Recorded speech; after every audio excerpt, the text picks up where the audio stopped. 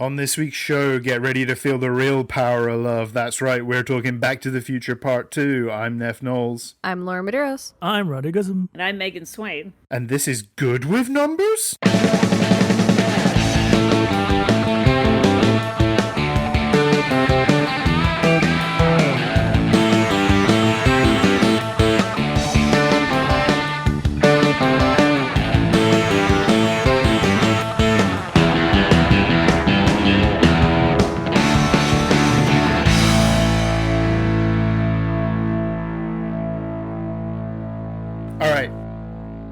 What is your preferred mode of time machine, and where are you heading in it? I've never seen the movie, so I don't know if this is good or not, but the hot tub time machine? I knew somebody was going to pick that. You haven't seen Hot Tub Time Machine yet? I have not. It's great. Is it good? Okay. It's stupid, but it's fun. It's fun as hell because has a nice Back to the Future link because Crispin Glover's in that movie, right? He plays a bellhop who's missing half of one of his arms, and when they go back in time, they meet him again, but he's got both arms, and they spent the entire movie. This character is accident prone, and they keep stopping to be like, "Is this where he loses his arm?"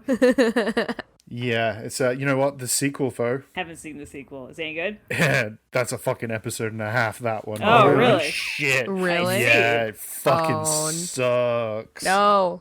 Okay, so where are you going in your fucking hot tub? Well, I was trying to think of some place in the past, but like I think I'm good. Like I don't think there's any time that I really want to visit in the past. Like I was thinking about, oh yeah, well maybe the 90s, and I was like, really? I don't think the 90s was as good as I remember it. Maybe, I don't know. Hot take. Yeah, I was gonna say, I don't know. I'd be probably quite happy to head back to the 90s right about now, but you know. Yeah, I don't know. I guess it would have to be future, but like. Really, you would want to see your future? I feel like it's one of the ones that you should never. I don't think I would want to see my future. I think I would want to see like what I'm missing out on, I guess. So it would have to be like at least 100 years into the future or something. Just see.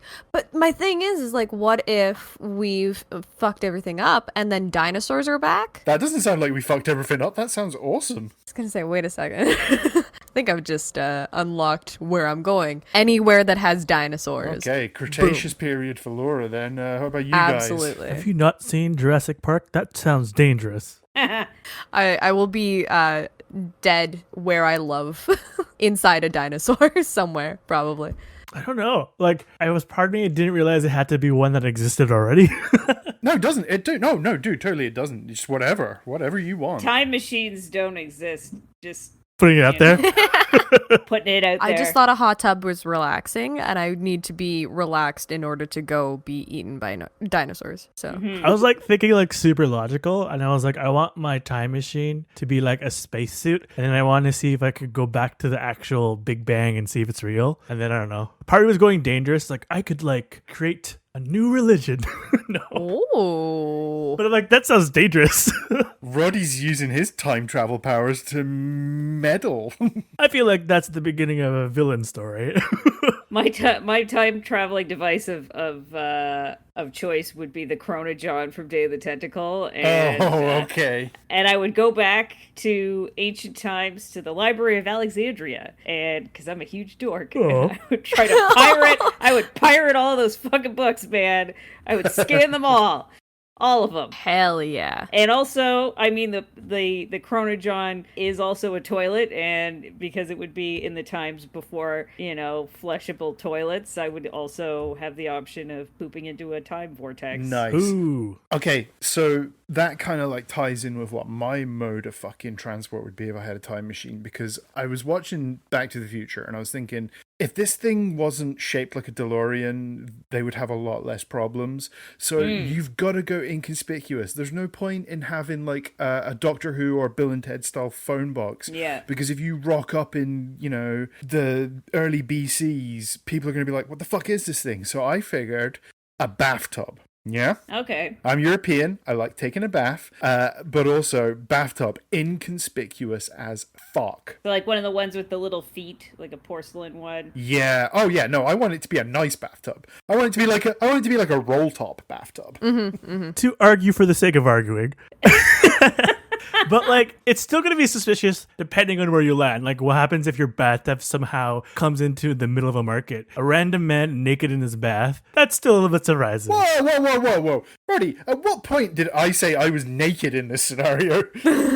You did not specify how you would use the time machine. Like, maybe you had to be naked to be a bathtub. Yeah, if it's a functioning bath, then sometimes what would happen if you're taking a bath and then you just suddenly like time travel? The accidental time traveler. You guys don't take baths with clothes on? What, you like do your laundry separate? Come on. What are you like rich kids? Come on. It reminds me of, I know this wasn't time travel, but in Return to Oz, when she has the bed that she, I think it's a bed. Is it a bed? It's a couch. Sorry, a couch. As it was a fucking, I'm getting it mixed up with bed knobs and broomsticks, but yeah, it was a fucking couch, and she had like a weird moose head attached to it that could talk. Yeah, the Gump. The Gump. Oh my god, it's been so long since I've seen that movie. That's also a fucking episode. That's got to be a fucking episode eventually. Yeah, well, we're gonna get to that one. Welcome to Good with Numbers, a podcast where we usually talk about bad sequels, but you know what? It's April. Spring is in the air. Spring is in my step. Let's do a month of just talking about good fucking sequels, because you know what? They actually exist. Mm-hmm. Who would have thought? This week on the show, we are talking about Back to the Future Part 2 from the year 1989, directed by Robert Zemeckis. Megan, this was your choice, so by all means, explain away why you wanted to do this one. Back to the Future trilogy is my favorite movie trilogy. I know as a nerd that's, kind of underwhelming, but I love these movies because they're fun and they move along at a good pace, and they're action comedies essentially, and they're all very kind of tightly interwoven, and the logic of the time travel doesn't always make perfect sense in these movies, but it's time travel isn't real, so it doesn't have to make sense. Yeah, I mean, it's almost like they can just make up their own damn rules for this shit, right? Yeah, almost like an Endgame. Were the rest of you guys down with this series before you watched this installment? Only through pop culture. Like, when I was watching the opening, I was like, hey, this is what they did in Family Guy. And I was like, oh, this is bad to say. Yeah, that's just... Oh no, Megan's face. That's a shocking indictment right there. But the thing is, though, like, it's one of those movies that's so ingrained in pop culture that you can just know of it through like movies and other people talking about it. Big agree, because that's what I did too. Is I only knew it through other things. I've like watched it once or twice before. Like I'd say the first couple. I've seen the third one in clips on like TV, but I haven't actually ever sat down and watched that one specifically. But yeah, I'm pretty much in the same boat as Roddy. Yeah, I mean the third one, I like it a lot, but I also feel it is the weakest of the three. I don't know. It ties things off, and it does it in kind of a fun way, and it reproduces some of the same beats, but thankfully not all of them, because otherwise that would be horrifically repetitive. Sure. This is like the first movie franchise that I saw every single movie in this series on its opening weekend. I remember seeing the first Back to the Future when I was 5 years old. It was the first live action film that I'd seen in theaters. I think before then everything I'd seen had just been like Disney reissues, and I remember going into the theater and just being like completely stunned. It was like the Warrington Odeon in like December 1985, and I was just blown away by this film. Like, just it totally captured my imagination. I remember seeing Back to the Future Part 2 opening weekend, Colchester Odeon. Me and my good friend Rob, who listens to the show, so shout out to him. We went and saw it with my dad, and we were just like, we can't believe this is happening. We can't believe like they've made a second Back to the Future movie. We've been like waiting for this for 4 years, and it was like, just blew our fucking minds, right? These movies are just they're just such perfect escapism. Mm-hmm.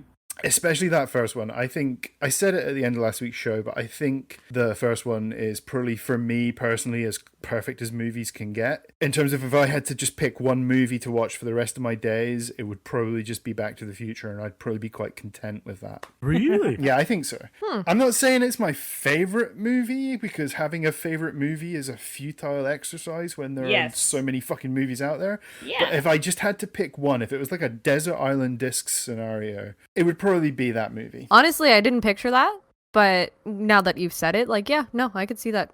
Because it is, I watched the first one, and it was so weird because I really thought that they were shot like immediately after each other just because of how well they kind of rolled everything together immediately, Yeah. at the beginning of the second one. So to hear that they were 4 years apart kind of just shook me.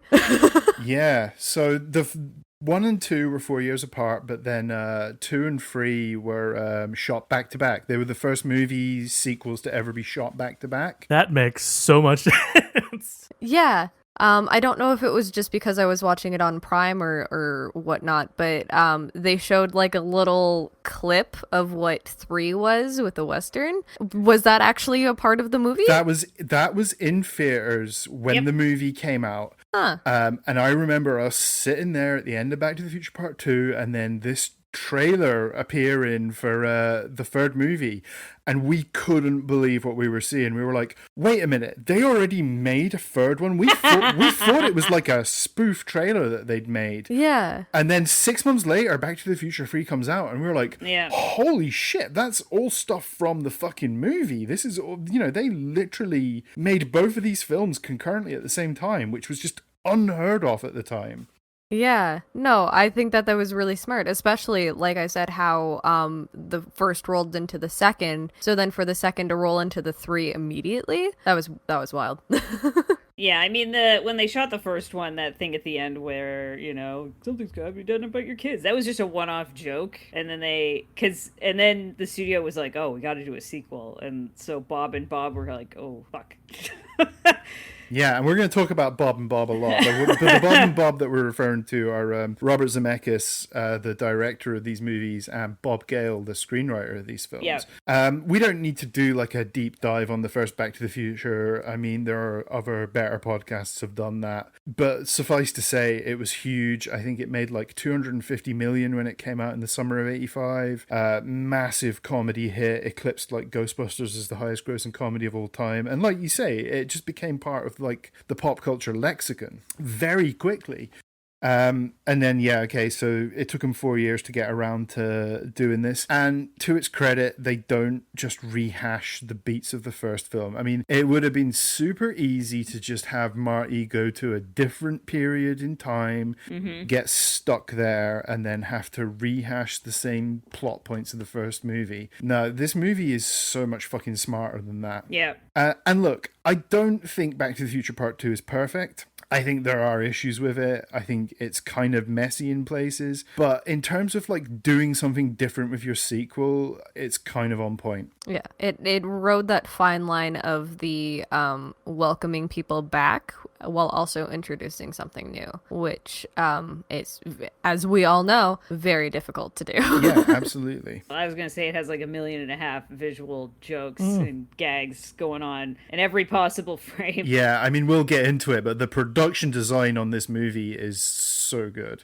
Oh yeah, absolutely. It's just so vivid. Like just visually, they just kind of up their game visually. Just everything's going on, but not in a obnoxious way. Like in a when you're watching it passively and you happen to glance behind the characters and you're like, is that a pile of laser discs?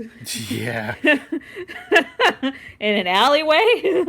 That's kind of like that. Kind of became Robert Zemeckis's MO, was to push technological boundaries with his movies. The year before this, he did Who Framed Roger Rabbit, which was like the first real successful melding of animation and live action into a movie. I mean, Disney had skirted with that stuff before with stuff like Mary Poppins, but I think with Who Framed Roger Rabbit, they really fucking pushed the limit on it. I don't love every movie Zemeckis has made, right? He's made a couple of movies I really do love. Obviously, Back to the Future.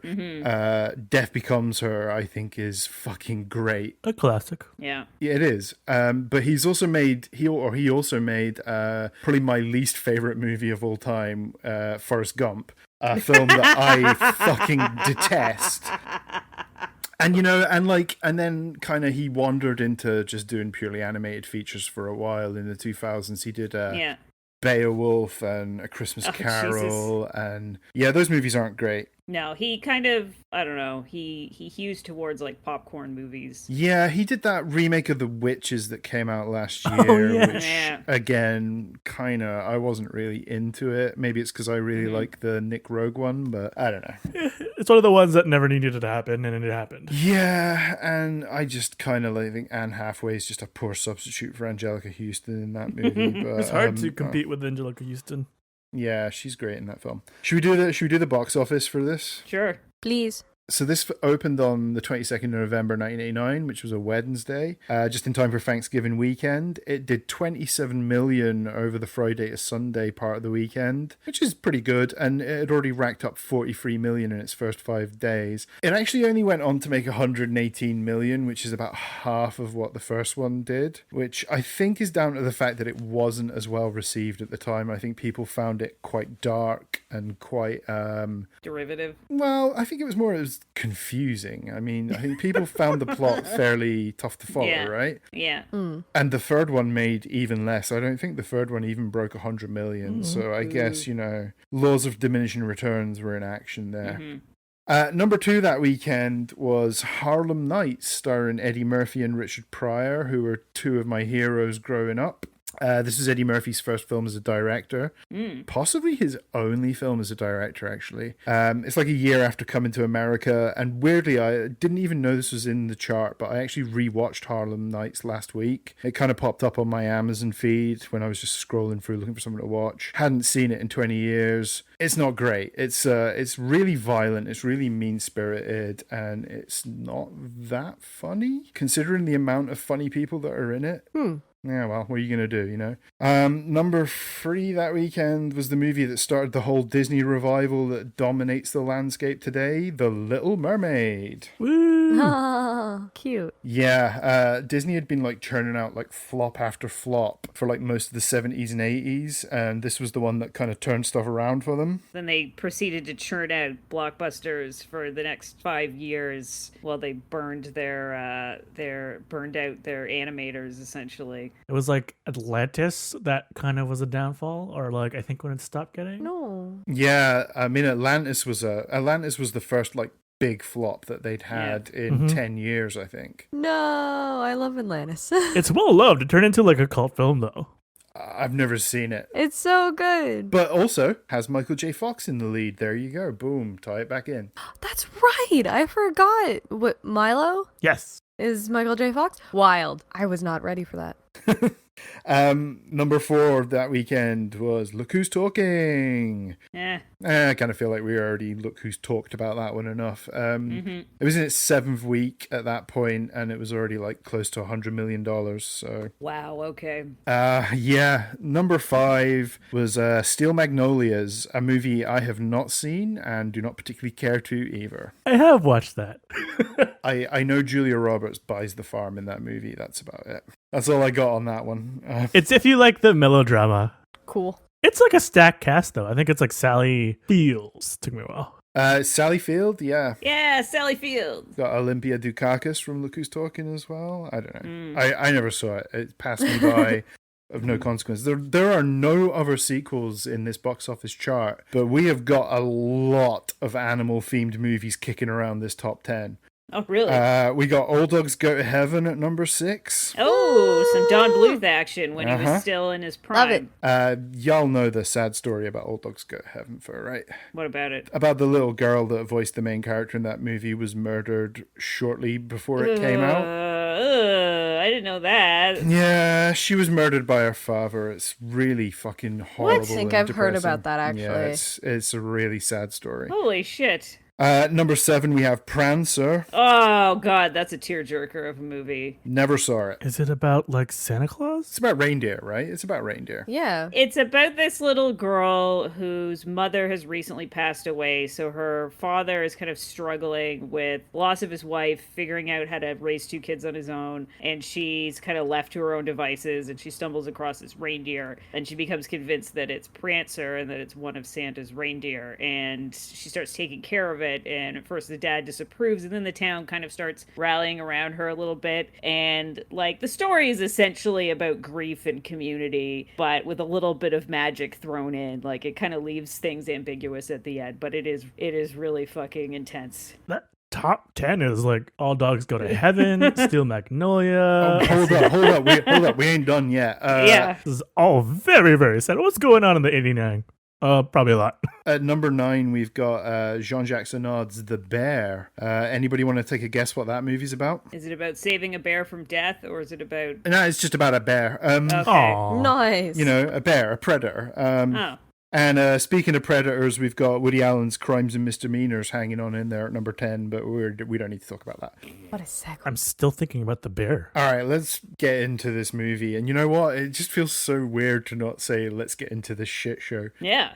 It's like, you know, let's get into this thing that has, you know, a coherent plot and Yep. good performances and, you know, a compelling character motivations.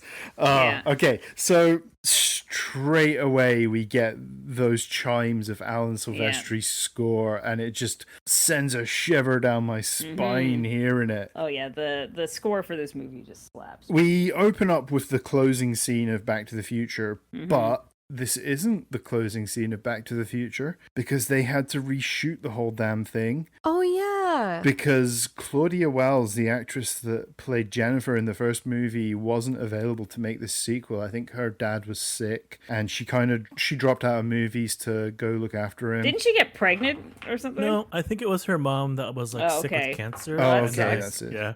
Yeah. So it's one of the ones where you're like, is it some... When you see these things in like Hollywood, like, oh, is there some like juicy gossip? But like, no, it's real life. It's... Yeah. Shit happens. Yeah. Exactly. When I was a kid, I didn't even notice it was two different actresses. I am 26 and I didn't notice it was It took me two fucking different forever actresses. to notice that. But I will say that Elizabeth Shue's hair is kind of in this movie. I don't like it. It doesn't look right. It doesn't look right. It looks like they tried too hard to make her hair look like Claudia Wells' hair. And it just doesn't, it looks like unnatural or something. I mean, I guess they had to for continuity, right? Because they are doing like a shot-for-shot reshoot of that end scene here. I realized watching this, like, so much of like the fiber of my life is based on wanting to emulate what Marty McFly did and had.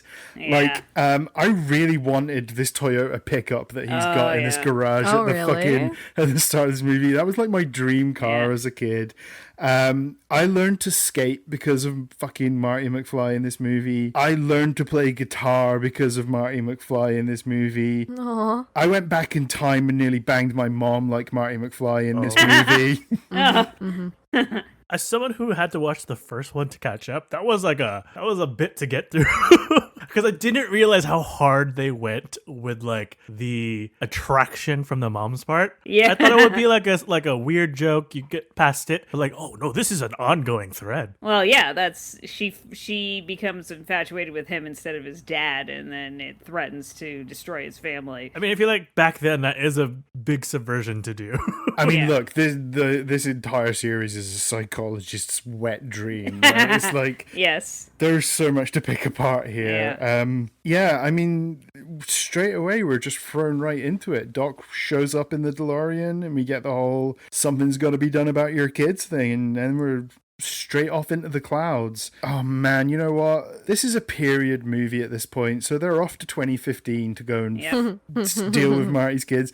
It's now a period movie. I love watching movies like this where they look to the future and it's like our present. And I'm like, that's like, people are really obsessed with flying cars. Essentially, anyone that thinks of the future back then was like, we're going to have flying cars. Like nothing else. It's just, that's the one thing alone. Between this and Blade Runner, I kind of feel like we're all fucking owed flying cars at this point. I guess it's the Jetsons. Like they're the one that started it and we just thanks, aspired to that level. If I'm being quite honest, I did have a really hard time getting through some of this movie because of the technology. Because here I'm just sitting here like a chump actually cooking my pizza. Are you joking? I'm so mad. The Black & Decker rehydrator. I was like, that should be a thing. That pizza they cook, you know what? It looks delicious. I've got an inkling it probably isn't. For straight out of the gate, it's a Pizza Hut pizza. Boo. True. Oof. But it's also like I think it was like half veggie, half meat or something. Yeah. If you look at it, it's like two different halves of.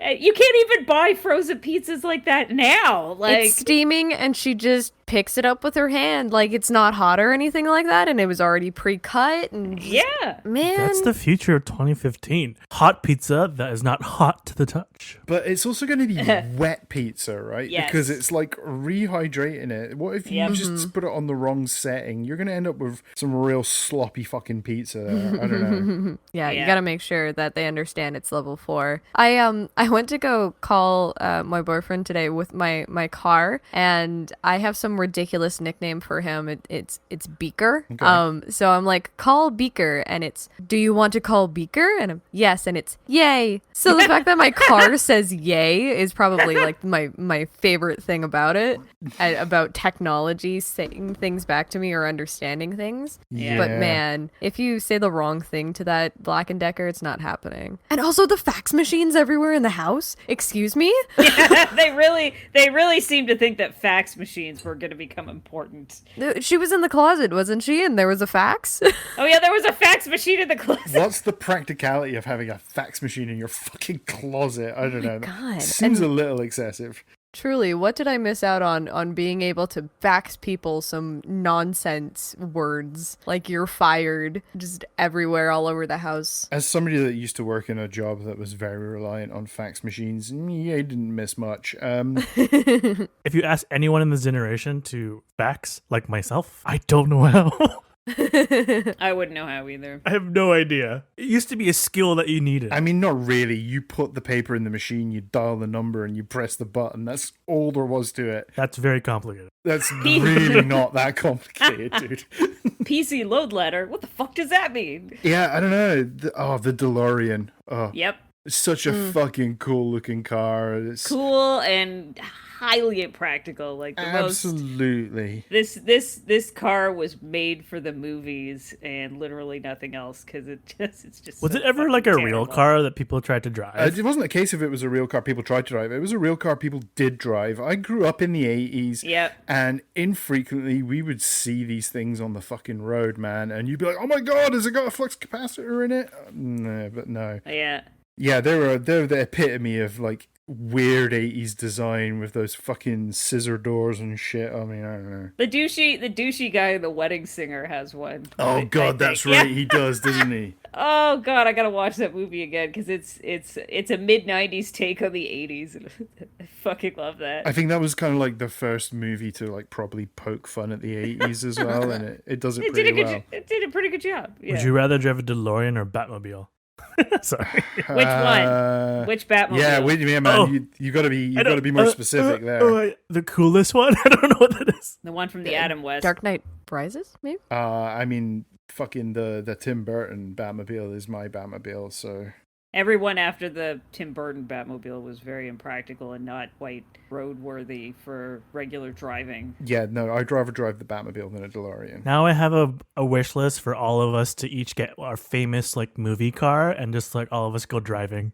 Okay. Who calls a DeLorean? Well, I can't drive, so I would have to hire a butler to drive. Ooh, fancy. I would have to get my own Alfred in addition to my own Batmobile. Christopher Lloyd in this film, just So great. what a fucking performance this guy hands in here. I mean, look, he's great. He's great in a lot of stuff. Everything from like Cuckoo's Nest onward. He always shows up. He was in Cuckoo's Nest? Really? Yeah, he was in Cuckoo's Nest. He was one of the inmates. Oh. But also he was. I mean, I grew up watching Taxi as well, the old Oh, yeah. sitcom. So He was in I loved Taxi. him in that. But Yeah, the physical comedy in these movies is amazing, and he and Michael J. Fox, just from a physical comedy perspective, have such great chemistry. And I love the fact that, like, originally, like in the first movie, Marty was cast with Eric Stoltz, who was a reasonably tall individual, but Michael J. Fox is this little dude, so that's why you have all these scenes where Christopher Lloyd's like hunched over, like Doc's hunched over,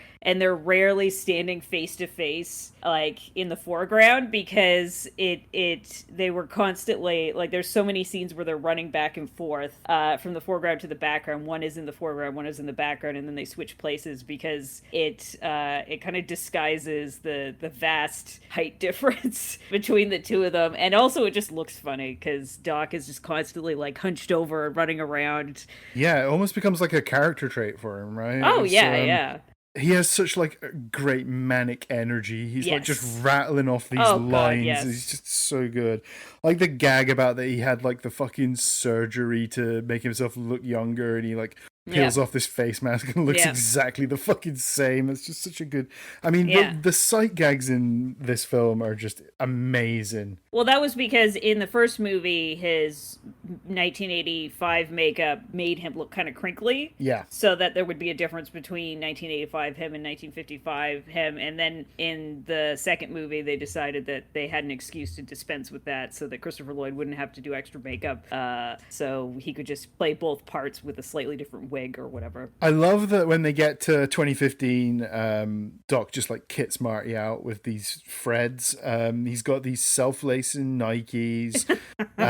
He's got the self-adjusting, self-drying jacket. But the item of clothing that he had that I wanted the most, and I am absolutely both mortified and thrilled that Laura is actually wearing it right now, is this weird multicolored hat that Marty has on. Laura, yeah. Where did you get this?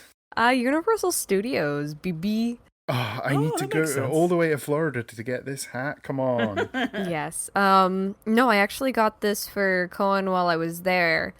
It's kind of like, it's kind of sad, but it's this store that's stuffed in the back near the ET ride. But you can find like a bunch of different Universal merch there. And this is one of them. And it is this obnoxious holographic hat. And I love it. So cool. I fucking love it. There's kind of a gag here, by the way, that because basically they're going to 2015 to stop Marty's son from being arrested for committing a crime with Biff's grandson. Yeah. There's a gag here about fucking they've abolished all lawyers so that he can be convicted in like 2 days. I'm thinking, Rudy Giuliani's fucked then, isn't he? Well, they also talk about like the sentencing that he lists is like obscenely long sentencing just for like vandalism or theft or whatever. And I'm like, really? He gets 15 years for basically breaking into the fucking clock tower or something. Yeah, the courthouse. And then fucking his daughter gets 20 years for trying to break him out. Yeah.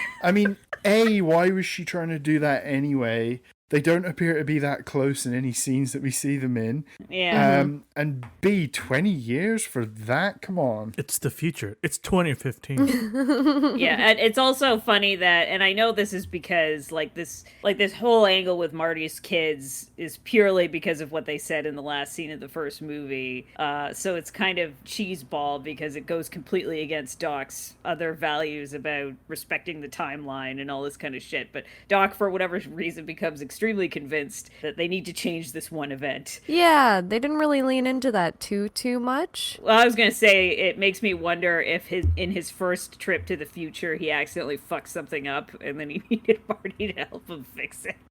He's like, oh shit, I fucked up Marty's family for the next 2 or 3 generations. Yeah, and I mean, this movie could have all hinged on this whole notion of Marty having to stop his kids being such colossal fuck-ups. Thankfully, it doesn't. It kind of gets that out of the way in the first act, really.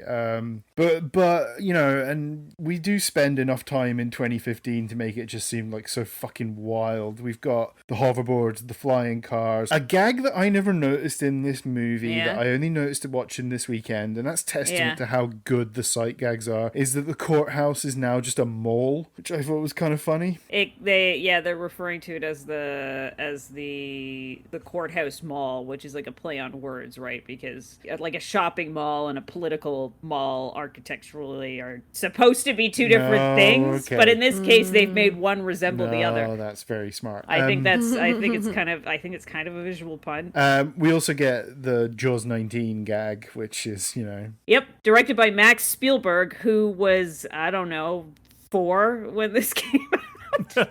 I'm very disappointed that they've let that go because I really need Jaws 19. But the whole gag about the shark still looking fake is just, chef's good. kiss. It's so good. Yeah. He goes to the vintage store, or he's like checking out the window of this vintage store, and this alone is just a bonanza of jokes going on in this window. There's a stuffed Roger Rabbit, which is obviously like a nice little nod to Zemeckis' previous film. There's a fucking Ronald Reagan album. Yeah. Vintage Perrier water from 1982. I'm not entirely sure why the fuck anybody would want that, but I guess... Still in the bottle. People do collect bottles.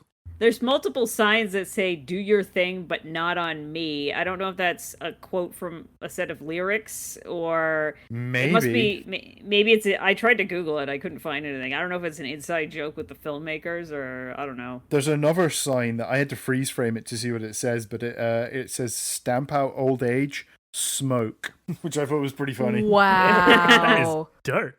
Right on. So he goes to, Marty goes to Cafe 80s, Yep. which is just all of these Max Headroom style fucking video screens acting as waiters. We got a fucking Michael Jackson video screen here. That ain't cool. And we get a couple of cameos here in this Cafe 80s scene. One of Griff's flunkies, Griff being Biff's grandson, one of his flunkies is played by Jason Scott Lee. Yep. Who went on to do Dragon, the Bruce Lee story, and that live-action Jungle Book movie. That was a good movie. Yeah, and then he kind of bombed out of making films and ended up making shit like Time Cop 2. That's probably an episode. Wow. And did we all spot who was playing the Wild Gunman arcade game? Oh, yeah, that was little, Elijah Wood. Elijah Wood. I know. I stopped myself wait, is that who I think it is? And I had to IMDb it. Yep. And it was. He's so tiny in this when film. he was Hobbit sized. Did not realize he started so young. A few years even before he did his Huck Finn movie. Oh, the same year he did that Huck Finn movie, he did The Good Son with Macaulay Culkin as well. Oh, yeah. Oof. There you go. Yeah. Wild. So the idea is that Marty is going to take his son's place and tell Griff to fuck off, basically. Yeah. So they come barging into this cafe and giving him shit. I love the fact that one of these guys has a soundboard on his t-shirt. Yeah. When fucking Griff calls him a chicken, this guy presses a button on his t-shirt and it makes fucking noise. I want that, please. Can I have one of those, please? See, technology that we're missing. Hello. Yeah. Got a lot of Pepsi in this movie. Yep. Product placement. A lot of brand placement in these movies. They celebrate the capitalistic. But did it make you tendency. want a Pepsi? Because if it did, it worked. Not really. I mean, again, this is why if presented with the choice of a Coke or a Pepsi, I'm always going to go with Pepsi because it's what Marty McFly drinks. There you go. And then we get this hoverboard chase, which is...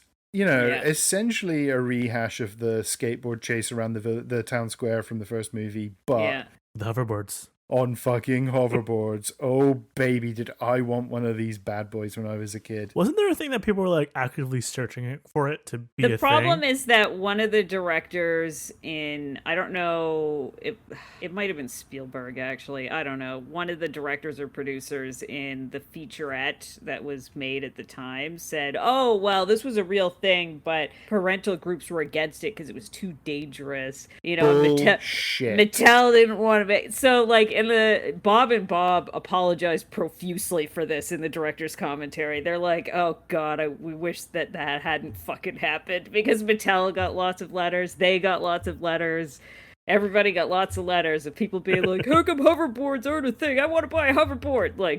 Yeah. I mean, the closest we've got are those stupid fucking Those two-wheeled things that... The swagways. The ones that blow up. Oh god, yeah. Light on fire. Oh Ones that my blow up God. or make excellent America's Funniest Home Videos. Those things. Yeah, that's all they're good for. Yep. Yeah, I mean, come on, guys.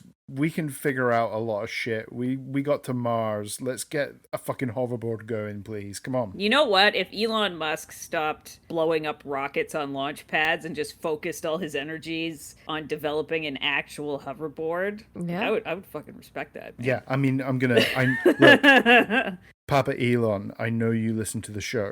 I'm just gonna make a little plea to you right now. Mm-hmm. Give me my fucking hoverboard. All right. I want I want my fucking hoverboard, Papa Elon. Everybody send this. There is one that works on specific surfaces because there's a video somewhere of Tony Hawk on an actual hoverboard because it was like made to work with this particular ramp, and it's several minutes of Tony Hawk wiping out very harshly on a half pipe and smashing his face, and then eventually getting like really fucking good at it and just like zipping all over the place on this hoverboard. It's actually kind of fascinating. But it was like, it's like magnetically driven or something. You know what surface I bet you it doesn't work on? Water. Yeah. Because Marty takes his fucking hoverboard out into the middle of this tiny little lake, and surprise, surprise, it doesn't work on water. Yeah. But Griff has a pit bull, which does work on water. Because you've got to have power. You got to have power. Yeah, and like, I mean, this is kind of doofy because Marty is all of like 6 feet away from dry land. You just kind of feel like, just take the hit, guy. Just jump. And if you don't quite make it, oh no, you got your lace-up sneakers wet. Never mind. This pond that looks like it's maybe 2 feet deep. Somehow Marty jumps straight into it, like feet first, and like I think it submerges him. I don't know. I don't know if there's a big vacuous hole in the middle of it or something. No, he's waist deep at best when he jumps off that board. Yeah.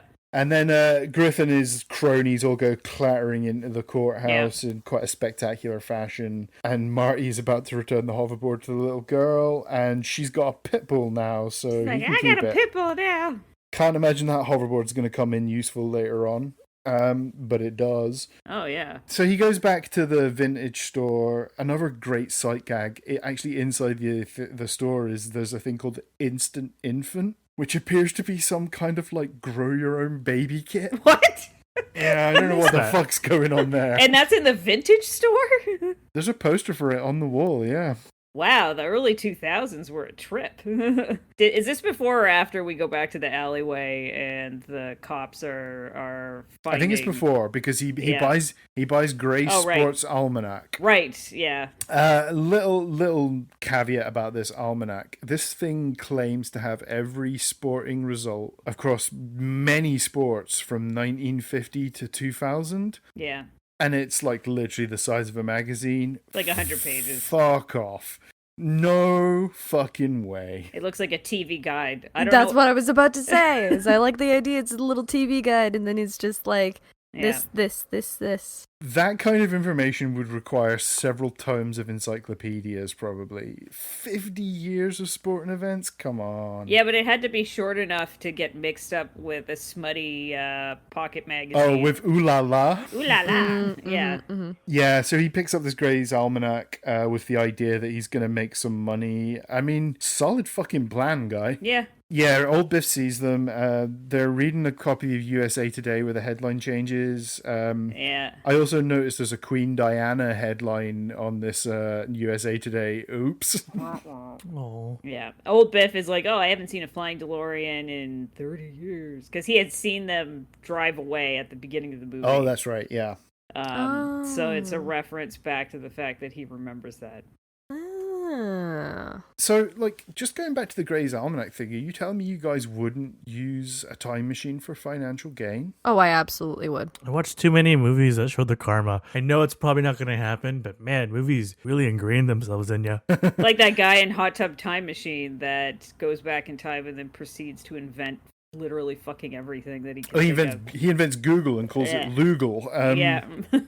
I would go back to 1986, right after Howard the Duck comes out, and just buy up the rights to all of those Marvel properties, because after that movie, they were worth shit all. You could have probably picked up those rights dirt cheap, and then, 30 years later, you're just sitting on a big pile of money, Scrooge McDuck style. What was that movie where they went back and wrote the Beatles songs? Oh, yesterday, but it wasn't Time Machine. Fuck that film. It was just, I don't know, did he get hit by something? He gets hit by a bus and there's like a blackout, and then when he comes to, the Beatles never existed. I'd like to get hit by a bus and that movie never fucking existed, because that film fucking sucks. Or Time Machine, Nath. Time Machine. Yeah, maybe that's what I could do with my time machine. Never mind going back to like ancient Greece. I would just stop bad movies. Just go and tell Danny Boyle not to make that fucking film.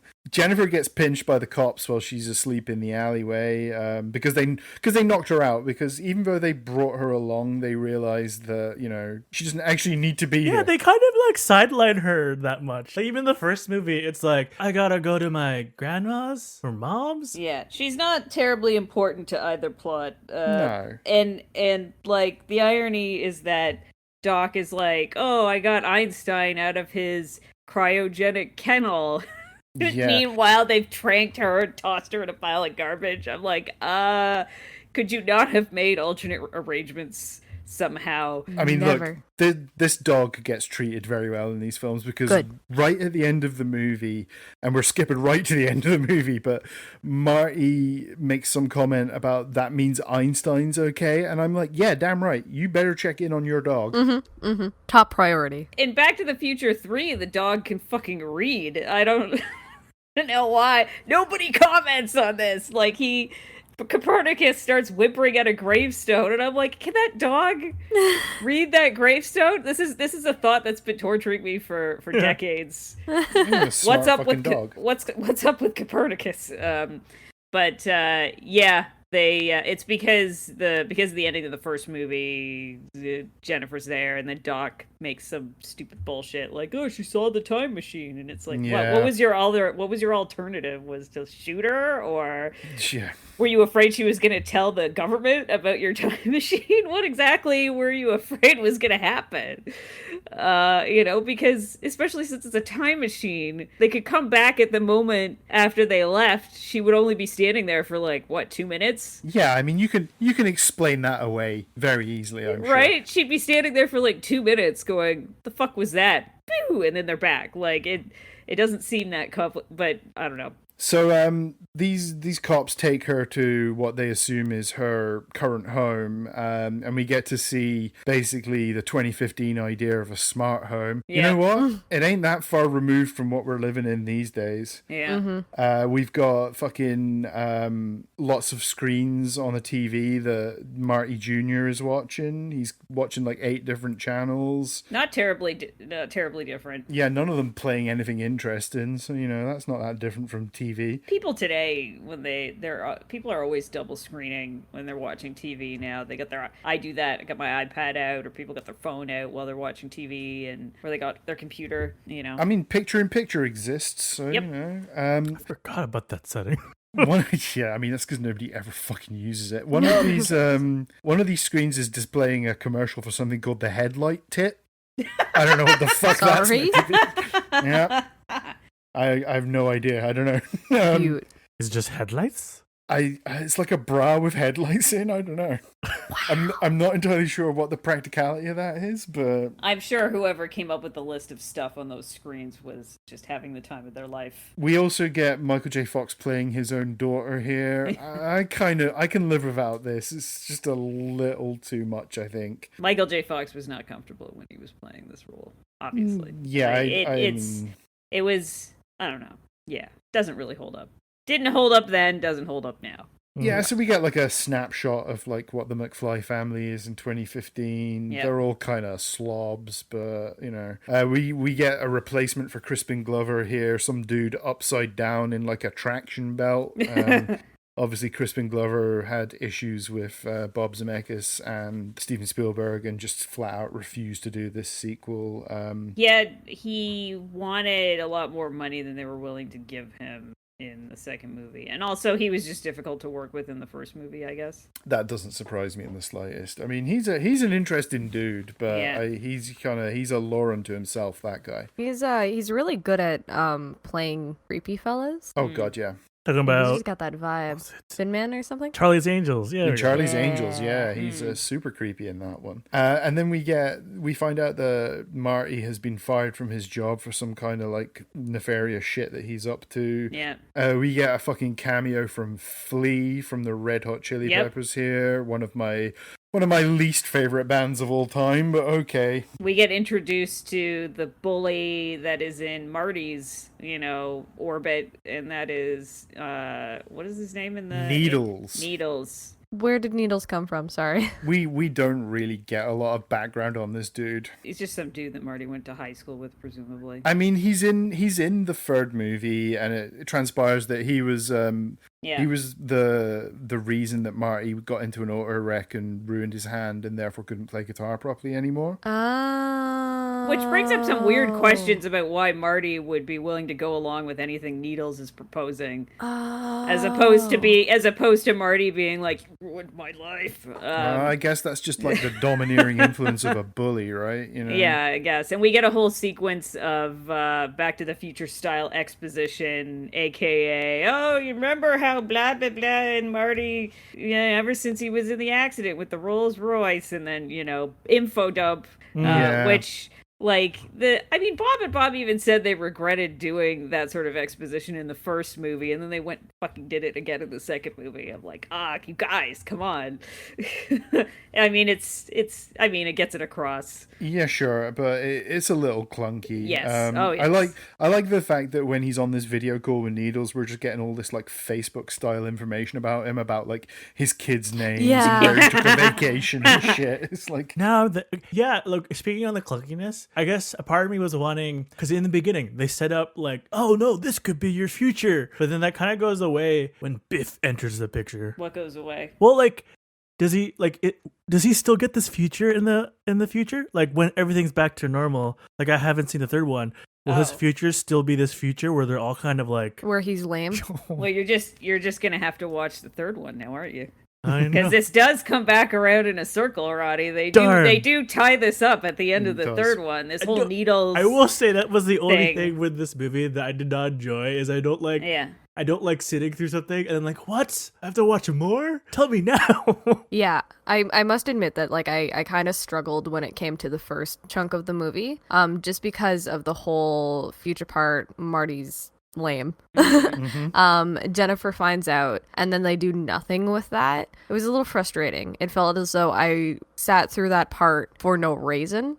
Later in the movie, I think when they're in 1955, Marty almost misses out on the almanac because Biff goads him momentarily or something like that. There was some kind of moment. Yes, it was the chicken thing. Yeah, where Biff calls him chicken or something, and Marty almost screws up the whole operation because he loses his cool for a second, and you can tell his regret when he gets back to Doc. He's like, I almost had it. Oh, I fucked it up.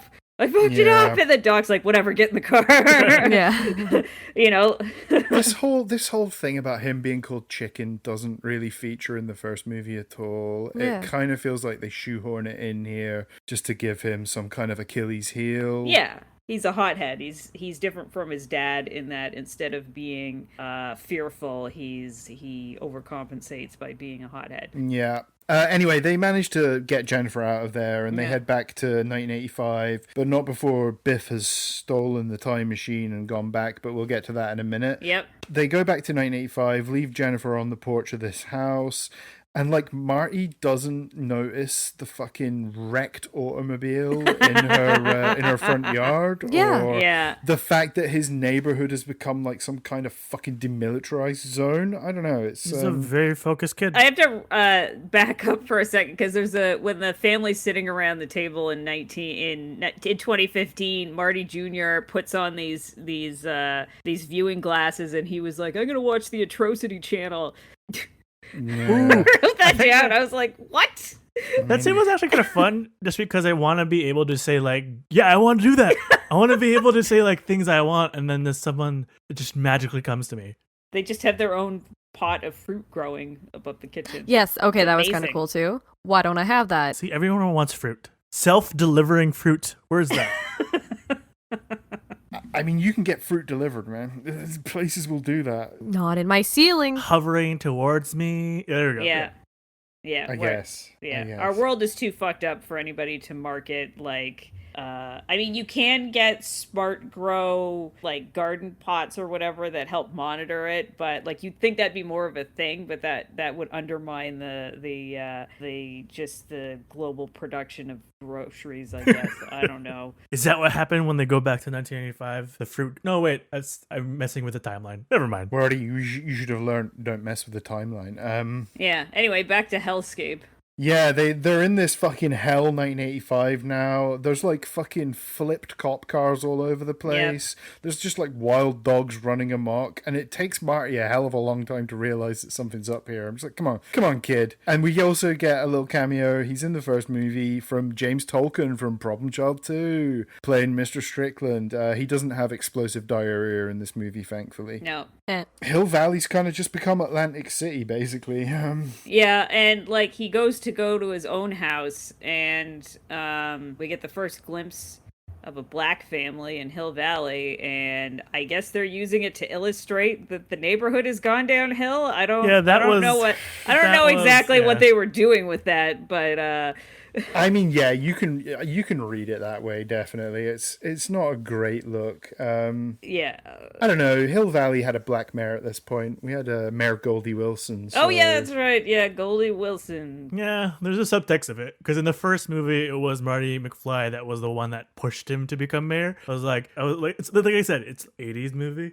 80s movie. He planted the idea. Goldie was already going to be mayor. He just planted the idea perhaps a little bit earlier than he would have. It's just like he only knows Chuck Berry's song because of Chuck Berry, right? Like it's not like it's implying that Chuck Berry ripped off a song. Yeah, it's implying that Chuck Berry maybe wrote the song earlier than he would have.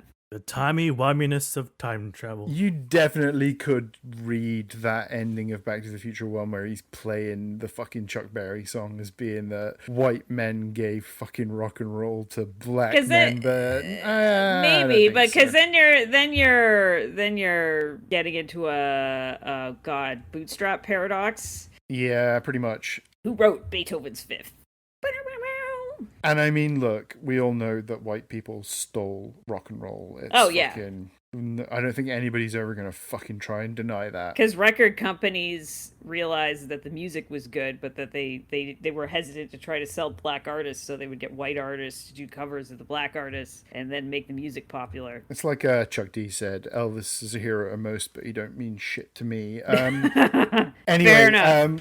We get this fucking casino complex that Biff has built from his winnings that he's used from using the almanac. I mean, again, it's not entirely clear at this point in the movie how Biff did this, but yeah, he's basically Trump, right? Like, let's not skirt around this. He's basically fucking Trump in this movie. Literally based on Donald Trump. Well, I can imagine. Basically, he had a lot of money, and people follow money. Yeah, and he's kind of like a slum landlord as well. There's a toxic reclamation plant next door to his hotel. Is that like an 80s thing? Or like you're evil if you have like a toxic waste kind of side hustle going on? Like Karate Kid? Toxic waste side hustlers really got it in the neck in the 80s. I'm so glad that we fucking sorted that out and that we're all totally cool with them at this point.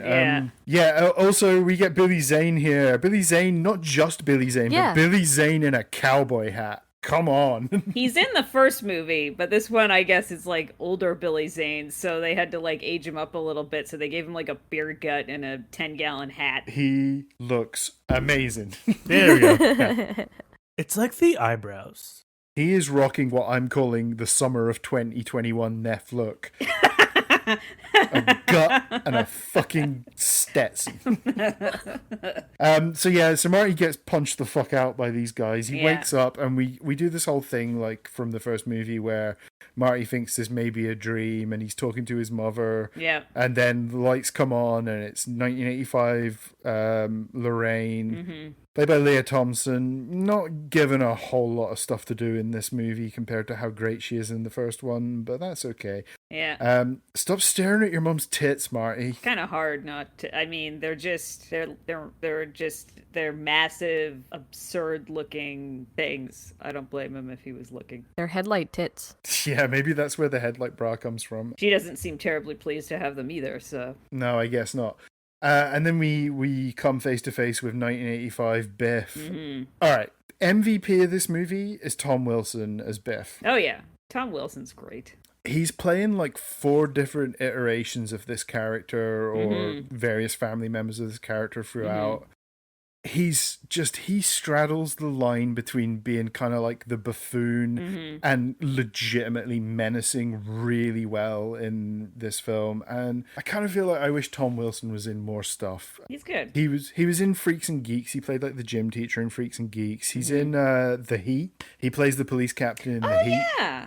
I didn't remember that. Forgot he was in that. Just basically gets a load of abuse from Melissa McCarthy in that one. Oh, yeah, that's right. Because he's all like, ooh. But yeah, he's so fucking good in this movie. I mean, he's good in all 3, but I think this is the one where he really fucking shines. Yeah.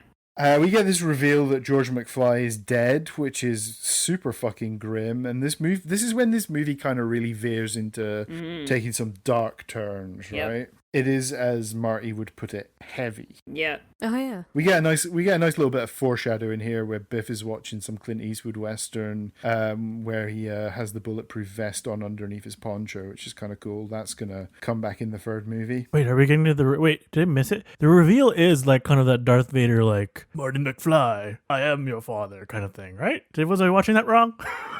The reveal is that he killed his father. Yeah. Oh, I must have been zoned out because in my head I was like, what? Biff is his dad? I totally misread No, that. it's not. It's when she says father, she means stepfather. Oh. When they got married, Marty would have been very young. Like it's Okay, that makes sense then. because obviously she had already had her 3 kids, and Marty's the youngest. So whenever she married Biff, Marty was probably pretty young. So like in that version of 1985, Marty will have spent more time with Biff as dad than George. Oh, okay, that makes sense. Because in my head I was like, this took a dark turn, and then a part of me was wondering like, oh, what would you do if you found out your dad was Biff? I don't know. I mean, ask him for some money probably straight out of the gate. But Yeah. yeah, we don't see Marty's siblings in this movie. There is actually a deleted scene where he runs into his older brother Dave, who's Oh, yeah. just like this fucking kind of stumble bum. Oh yeah. It doesn't really have much bearing on the plot, so I guess they just chopped it out. So Marty and Doc decide they have to go back to 1955 to rectify this whole thing of Biff giving himself the almanac, which he then uses to make a shit ton of money because he is a smart fella. I love how when we get back to 1955, Doc tells Marty to dress inconspicuously, and then he literally slides into shot dressed like this hacky fucking private investigator. Yeah. It's just like a really tight edit, a really good sight gag again. Yeah. What conversation would you have with your past self? I guess it would depend on what stage in my life I was at, because like looking back, I don't like me. So yeah. Oh yeah, I mean, I'd kick the living shit out of an earlier version of myself probably, but yeah. Just pick a fight with like your past self and just be like, here's all the like lottery tickets that you need or any of the winning information that you need. Goodbye. So you pick your past self, and the advice you'd give is financial advice.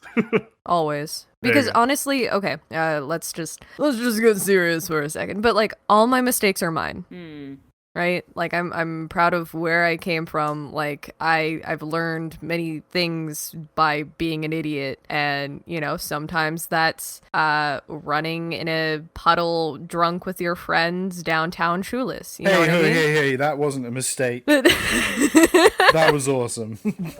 Sometimes you learn where your limits are, right? But you don't learn them until you do them. And isn't that kind of like a lot of time travel movies? Do they somehow find themselves to that message that yes, you can't, like, you can change the past, but you really shouldn't, because how you got there is important. And like realistically, right? If I look the same as I did like 10, 12 years ago anyways, so I know I would be me. But I'm very good at learning from other people's mistakes too. So if somebody just randomly came up and gave me advice, it would absolutely stick with me. There's no chance that I would just shrug that off. Can you get like old makeup and like just somehow show up to Laura's work? Be Oh like, my Laura, god. I'm Neff from 2029. Oh my god. Be like, go on. What do I need to know? I'm here to tell you that there's something wrong. Something bad happens with your kids. Oh no. Oh no. I'm here to tell you that 10 years later, you're still talking about shitty sequels on a podcast. Booyah. Am I making any of them? No! If you're if you're like a dick to yourself, you come back and just spoil every show that you really like. Oh no. I'd be so mad. If somebody spoiled like season 4 of like Cobra Kai, also thank you, Neth, for getting me on Cobra Kai. I'm very upset. Hell yeah. But yeah, no, or like any of the skate anime Roddy and I are watching right now. If anybody spoiled that for me, But what would you do if it was yourself that spoiled it? I would knife them. That's how I go. Spoiling TV shows to myself in the future. I mean, I would just straight up test this whole fucking space-time continuum thing by just like touching myself. Wait, I made that sound way more fucking erotic than it needed to be. What? Yeah, I'd go back in time and just jerk myself off and see if it fucking ended the world. Wild. Because if you're gonna cause the apocalypse, you might as well enjoy it. I think now you're getting to like Greg Araki territory here, Nath. Hey, Well, nothing wrong with Greg Araki territory, man. The scene where Marty goes to alternate 1985 Biff to kind of wrangle information out of him about the almanac, and then later on he gets chased to the roof. Brian brought up a good point at one point. I don't know if he came up with this or if he read it somewhere, where Roddy jumps off the roof and lands on the DeLorean. And Wait, where Roddy jumps off the roof? sorry, Marty. Oh my Roddy god. would never. What just happened? What did I Marty. say? Marty! What did I do to you, Megan? Oh my god. Sorry, it's baby brain. Just it's not Love it. my brain pan ain't working so good right now. Oh my god. So the Marty. question is, how many times did Marty die before? Because Oh, you mean like in a sliding door scenario? yeah, like how many tries did it take Doc to get that right? Oh my countless. god. Countless. There are Amazing. so many splattered Marty McFlys at the bottom of that casino. That's so sad. Great yeah. Scott. I don't know. It just gave me like Aladdin feels. Yeah. Oh, yeah. He like shows Oh. up in the DeLorean. It's just like, oh, magic carpet, cute. Yeah. Like, I've fucked around with like some basic visual effects and editing in my time. And you can kind of see the joins in these scenes where the actors are acting against themselves, right? There's always like a kind of clear divider down the middle of the screen for them to like composite the two images together. Yeah. But that said, it's still such a joy to see like old Biff interacting with young Biff and them just like riffing off each other, calling each other butthead. The book flies to the other side of this screen just to impress the hell out of the audience. Yep. Like, oh, they got a split screen. Oh, look at that. They did a flying book. I was actually pretty impressed with the Christopher Lloyd handing a wrench to himself. That was a good scene. That was kind of fun. Science experiment. Yeah. Because he's the guy on the bicycle. In the first movie, some guy nearly hits Doc with a bicycle, and then in the second movie, the guy on the bicycle is Doc. Yeah, and like for all like the kind of fun future stuff in the first half of the movie, it's the back half of this film that I really love, where they're just basically going into the original film. Yeah. I mean, look, Endgame does this as well, right? With the whole fucking Infinity Stones heist thing. Another movie that actually does it really well is Happy Death Day to You. Yeah. Oh, yeah. Which has some crazy time travel shit going on in it. Those Happy Death Day movies are like hella underrated. I really like those films. I like that we get to learn a little bit more about Biff, because we get a slightly different angle on his character in that he lives with his grandma. Because Marty sneaks up on the house and he was like, it looks like some old lady's house. And then Biff comes strolling out and turns out that he just has a sad life living with his grandma, and then he acts like a shithead to a bunch of kids as he's walking along. See, I really appreciate that he stuck with it, because I thought they were going to try and make it like, oh, poor Biff, he lives with his grandma, arc. but he's actually really nice to children. And then he like hoofs the ball on someone's like balcony. Great. Perfect. Once an asshole, always an asshole. Yeah. I mean, There's your ball. Yeah. So okay, yeah. So basically, at this point in the film, they're back in the first movie, trying to get the almanac back from Biff. I love how American high schools always like bandy detention around as like it's the end of the fucking world for a student. Yeah. Did you guys get detention when you were in high school? Yeah. Once. Not in high school, no. Detention was just always some like teacher power tripping sometimes. It's like, oh, you disobeyed me, now you all get detention. So it's like one of the ones like where a teacher tries to somehow create animosity between the students where it's like, because you did this, everyone else will suffer. I'm like, this is a terrible tactic. When I was in middle school, I used to get quote unquote detention because if we didn't have gym clothes or proper shoes for gym class, then we had to go sit in this detention room and just fill out like these quiz sheets, like these health class quiz sheets, and like other people viewed that as a punishment, but me and the other nerds would like deliberately forget our sneakers, and then we would be like, oh well, I guess we're just gonna have to go to detention and just sit there and do fucking boring ass shit for like an hour, and we were fine with it. I mean, if you didn't bring gym kit into school when I went to school, you're doing gym in your fucking underwear. And you haven't got sneakers, guess what? You're doing it barefoot. We were like, no layups, sweet. I got detention pretty much once a week for my entire high school career. Doesn't surprise me. And it was usually for like asinine shit, like mouthing off at teachers or not doing my homework or not going to school, which, you know, like, oh, you didn't go to school, so I'm going to make you come to school in a time when you're not even meant to be at school. Yeah, like, good luck, guy. Like, that's going to fucking work. Meth was a rebel. Not really. I just kind of, I don't know. I didn't really care for high school, you know? I just found it kind of dumb. I'd rather be hanging out with my friends, like, you know, playing pool and shit. I mean, that's the reason why every high school movie actually doesn't have that much high school in it, where you actually have to sit down and do group work and do assignments. That's all not fun stuff. That's why the fun stuff is this time traveling. Yeah. Pretty much. So yeah, he tries to get the almanac back, but Strickland has taken the almanac. It turns out that it's actually a porno mag that Biff has been using the almanac dust cover to hide. Switches the covers, yeah. Yeah, smart thinking by that guy. I don't know, man. This Biff guy, he's onto something with this. Probably the smartest thing he's done in all three movies, to be honest. Yeah. Top efforts by Marty here not to scream when he gets his hand crushed by Strickland's chair. Oh, so good. Oh, brutal. I dropped a drill on my foot on Sunday morning and I cursed for like 6 minutes straight. So fair play to him for not fucking yelling this whole high school down. This guy, when Biff gets knocked out by George McFly and Marty comes along and steals the almanac, there's this guy bleating on about him taking the wallet. I thought that was hilarious.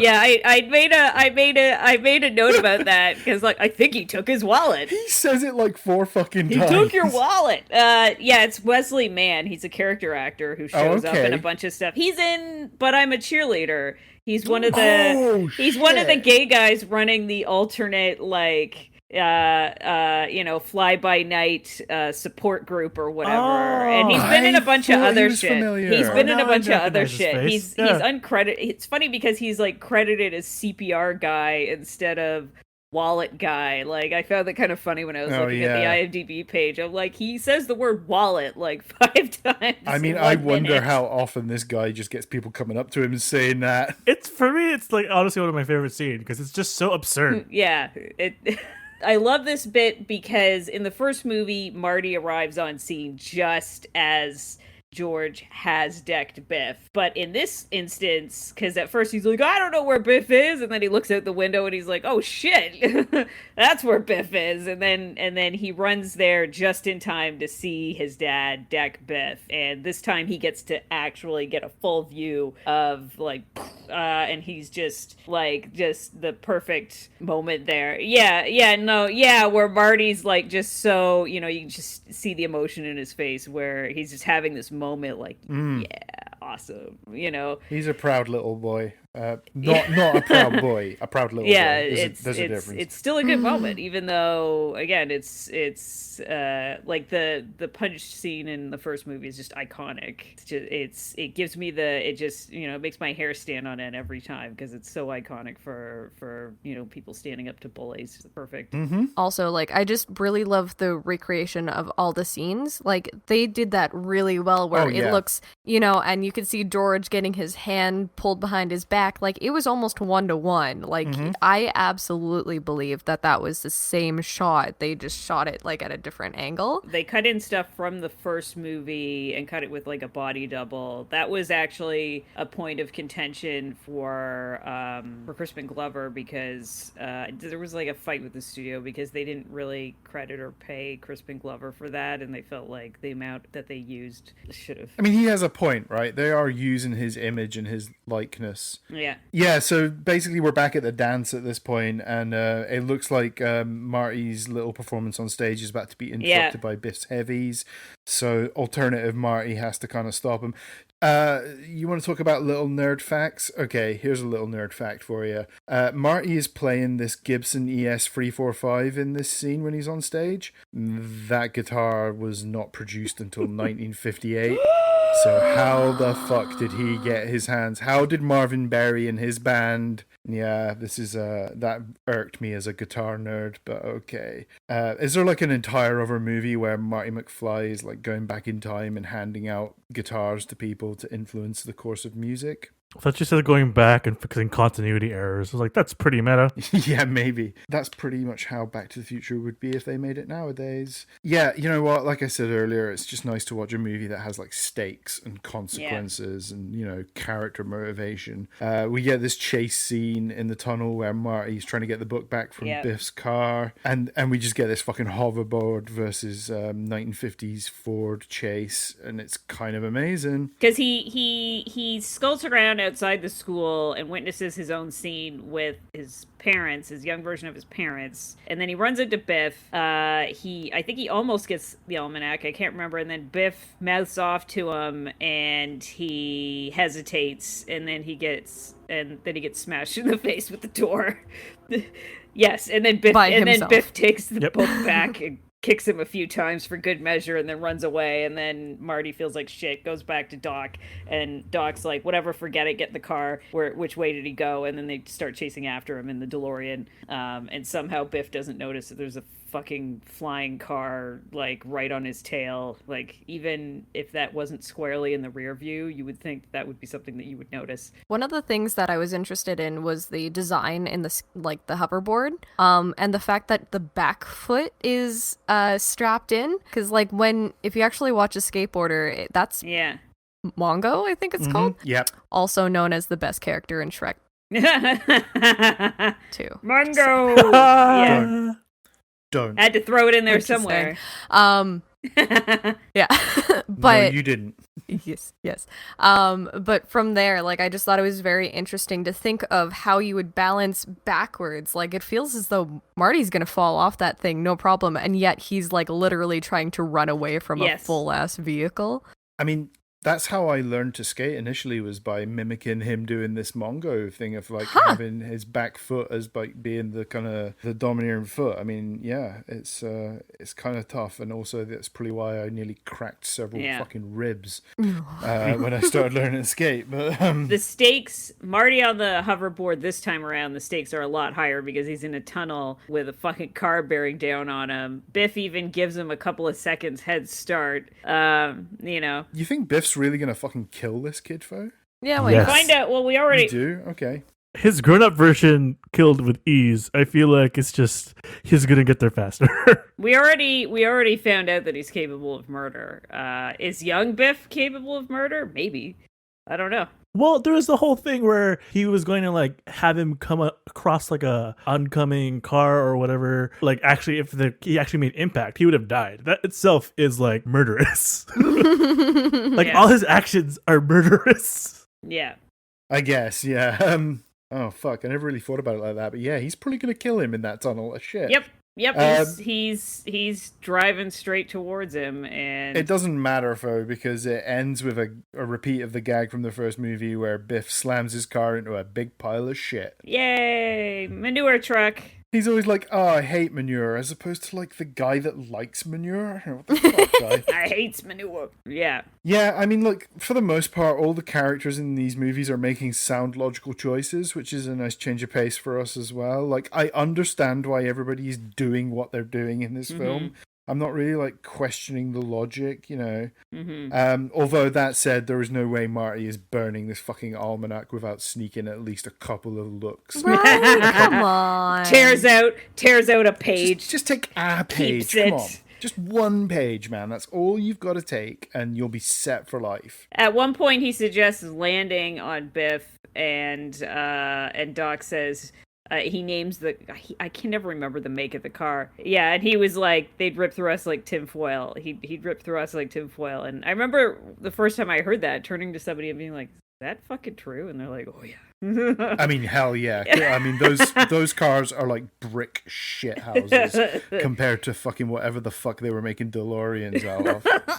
Like an aluminum can. Yeah. We get a little Joe Flaherty cameo here at the end as like the Western Union guy. So Doc basically gets zapped by lightning and obviously disappears. He gets stuck in the very lightning storm that saved Marty in the first movie, and of course, kind of nice. The solid stainless steel construction that was meant for flux dispersal also gets, turns into a giant fucking lightning rod and just bam. Yeah, Joe Flaherty turns up as the Western Union guy delivering a letter to Marty from 1885.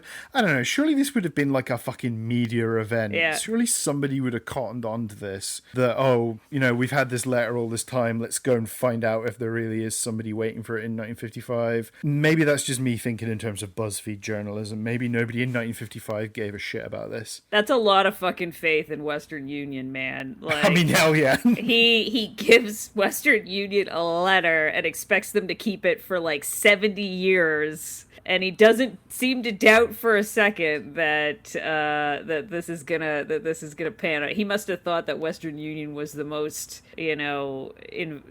just trustworthy American institution. Well, I guess it's a long-standing institution, right? So at least he knew that they would still be around in 1955. That's true. Right? He did know that they would still be around. It was probably the only option he had, to be honest. Did Western use it in any of their ads that year?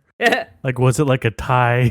No, maybe they should have done. I love this final scene of like Doc Brown triumphantly celebrating sending Marty back to 1985 and then just getting floored when Marty comes running back around the corner again. That's just like such a lovely cap on this movie to end it that way. Yeah, the scene where Marty is just shouting into the walkie-talkie radio, and he looks up and all he sees is the bunting from earlier fluttering down to the ground, and just like the dawning horror that, the car's gone. Where is the car? And thankfully a dude shows up just as it starts pissing down rain to tell him where Doc ended up, kind of thing. It makes it dramatic.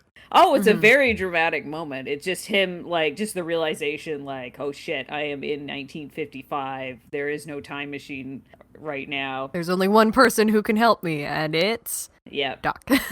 I mean, in fairness, that's even if he hadn't had the letter, that's probably what he would have done anyway. Would have just gone back to old Doc, to 1955 Doc. I sent you off. No, you didn't.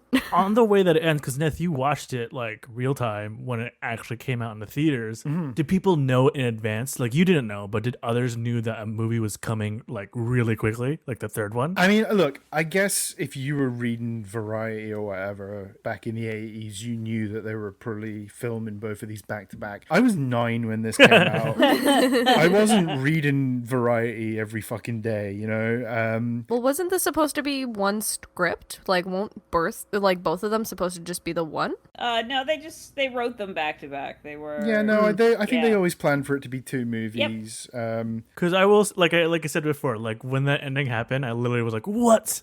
It's been a long time since I had that reaction.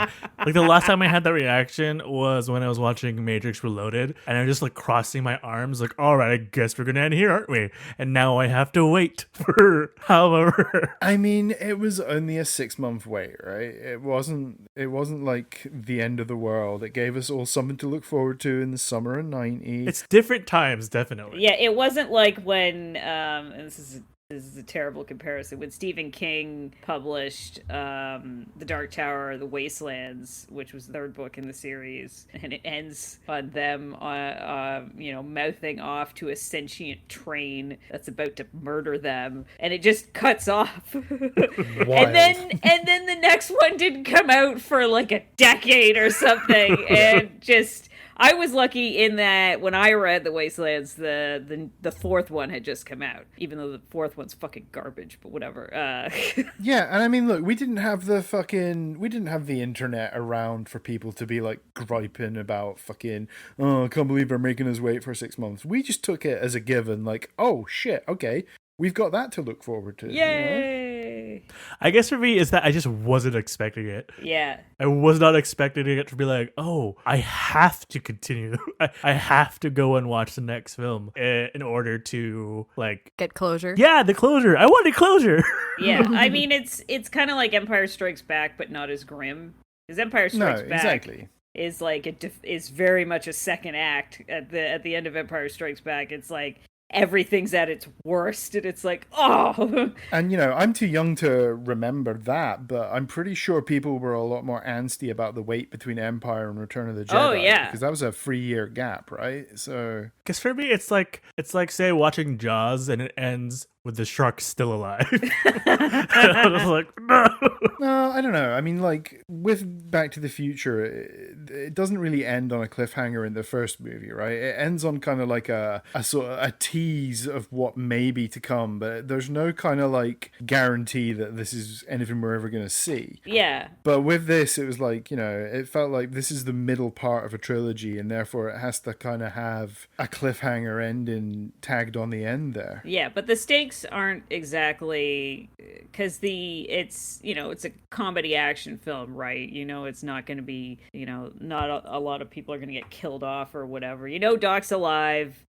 Marty's stuck in 1955 and he has to figure out how he's going to get out of there. And that Marty's going to go to 1855. So it's just a question of... Wait, Roddy, are you just proposing that they just end it with Marty just stuck in 1955 and that's the end of the fucking movie? If I don't watch the third one, then yes, that will be reality for me. Okay, well, you better get on that third movie then. I'll just leave it here. I will. Part of me is like, I'm sure it's Western and he fixes everything in the end. And Yeehaw. It's worth it. It's so it's worth a lot it. Of fun. It's so worth it to watch the third one. The first Can I just one is jump fun. in and just change gears in Wild Wild West with Will Smith? Will that be the same? No. It will not.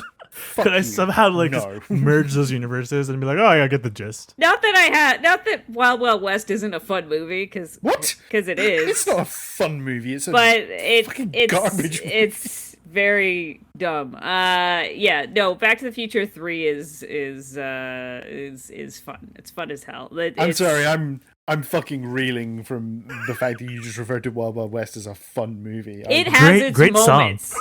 It's probably fun. It's not even a great song. It's a bad song. It's probably fucking cringy by today's standards. I haven't seen it in a long time. It was fucking cringy by 1999 standards. That movie is racist as fuck. It's not. It pretends to be historical, but it is in no way historical at all. What? It has no historical value in it whatsoever. It's just a bunch of somebody took a bunch of shit from history and then just threw it on the floor in a jumble and was like, screenplay. All right. So Peters. Watch the third. John Peters, the guy, or whatever his name was, the guy that Kevin Smith referred. Okay, no. Let's no? not even go down the John Peters fucking road because we're gonna be here all night if we start talking about that fucking maniac. Failed upwards. Yeah, hell yeah. Yeah. He was fucking Barbara Streisand's hairdresser, for fuck's sake. Anyway. Yeah. Yeah. I can't believe that our Good with Numbers episode about Back to the Future 2 has fucking denigrated into being about Wild Wild West. That's what we do. Jesus, Yes. we're just our own worst enemies. What other Western can I compare it to? Literally any fucking Western. Cars Any too. other Western. Cowboys and aliens. Oh, Oh yeah, that was a fucking thing. hell. You guys are going to give me a fucking coronary in it. But right. Back to the Future 3 is fun. It's a fun movie to watch. It's fun as hell. It ties everything up It does. nicely. It does, and it has some I exciting wanted it now. bits. I mean, the movie's out there, dude. It's a fucking, it's 100-minute You don't watch. have to wait 6 months, Roddy. You could just watch it. I'm amazed it didn't just start playing on Prime when the fucking second one finished, but okay. Mad Dog refers to Marty as a duded up egg sucking gutter trash. There's some choice Clint Eastwood gags in that movie There's as a well. bear. All right. Yeah, there's a Sold lot me already. with bear. Yep, there's a bear. But not the bear. Yeah. Okay, Back to the Future Part 2. I mean, would you guys recommend? I mean, Megan, I'm gonna guess your answer is yes, seeing as this was your fucking pick. Oh yeah, the trilogy in its entirety is what I recommend. Don't drop off. Did you hear that, Roddy? That felt like it was directed at someone. It's a complete arc in and of itself, because I have to respect the fact that it's called Back to the Future Part 2 and Back to the Future Part 3, which, you know, it kind of implies that the story is meant to be taken together, even though obviously the first one wasn't originally written as the first part of a trilogy. But yeah, oh, so fun, such a fun trilogy, love it. Laura, Yeah, why not? I mean, you got the hat, right? So, I got the hat. I am at least a little bit invested now. Roddy, I would say yes, but there's purely for like the reason that movies are used almost as like a tool of like communication, and in the industry where you're trying to create stories, so many times when you're talking about story, someone will be like, you know, what you should do like Back to the Future, and so like you have to watch it in order to get the reference. Be like, Fair you should. enough. If you need like a ticking time clock or like things are going to get bad, there's the photograph in Back to the Future. And I have to be like, what does that mean? But now since I watched it, like, oh, I get it now. it's almost like it pays to be informed by the things that went before. Yep. It's one of the movies that to understand film, I feel like it is a must. Like I was very delayed in watching it, but now I crossed it off the list. Yeah, you have to respect that these guys with the first movie really wanted Michael J. Fox, didn't get him at first, made a solid attempt with Eric Stoltz, whose method acting apparently was irritating as fuck to some people. And then Apparently, Chris Lloyd wasn't a fan of him. yeah. Oh. Well, there was apparently, like, when they were shooting the cafeteria scene where Biff gets mad at Marty and tries to pick a fight with him. Eric Stoltz was like antagonizing Tom Wilson between scenes and just working him up when the camera wasn't even rolling to the point where Tom Wilson almost decked him for real. Damn. And Tom Wilson he's not like that in real life normally. Like, he's not like a hothead or anything. He was just, you know, and he thought it was kind of funny when Eric Stoltz got fired. But yeah, they reshot like 2/3 of the movie with Michael J. Fox, which is ballsy. They rewrote the ending. You know, that was a lot. They took a lot of risk with that first movie, and it paid off. Like, they really believed in what they were doing. Like, they really believed that this was going to be an amazing fucking movie when they got it done. Now I just want to watch a documentary on it. Oh, there's lots. Will do.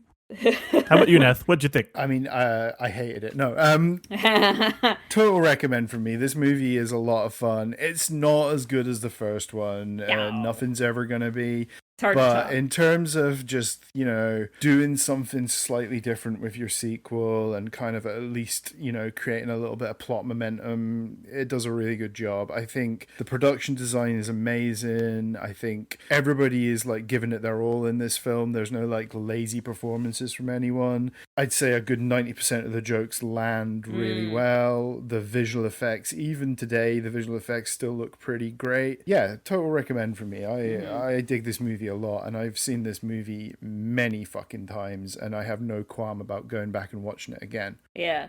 By traveling in your time machine? Well, or just by putting the Blu-ray in, whichever you prefer. All right, that was our episode on Back to the Future Part 2. Thank you, Megan, for choosing that. We need to decide what we're doing next week, and once again, we're gonna defer to the fucking Wheel of Fate. Hella. I'm ready to spin. Are you guys ready? Yep. Do it. Let's go. Is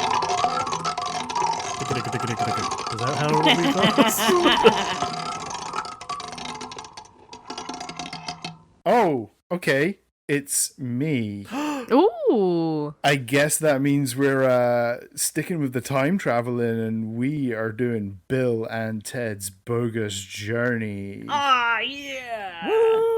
What year did that come out? That's 1991. Ooh, we're in the 90s now. It was like a mere. Oh wait, Back to the Future 2 was 89. Yeah, Back to the Future 2 was the same year as Excellent Adventure. Oh, yeah. And then Bogus Journey's 91. Okay, I mean, look, I'm not going to get into it too much now, but you want to talk about sequels that take a different fucking tack from the original? Whoa, baby. Not a whole lot of time traveling going on. Not a lot of time traveling, but a lot of visiting the afterlife and seeing the concept of heaven and hell written large on the screen. Still fun. I mean, yeah, this movie is fucking insane. Yeah. But I guess we'll get into that next week when we talk about Bill and Ted's Bogus Journey. In the meantime, you can follow us on Twitter at badnumberspod or email the show at bwmpod@gmail.com. We have been Bad with Numbers from Toronto, Canada. Stay safe out there. Goodbye. Bye. Bye. Bye-bye.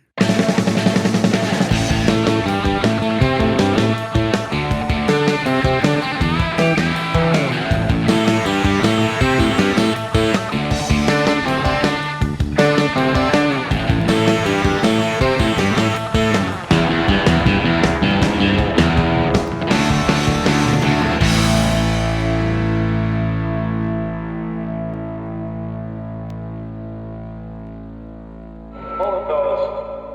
I'm afraid you're just too darn loud. Next, please.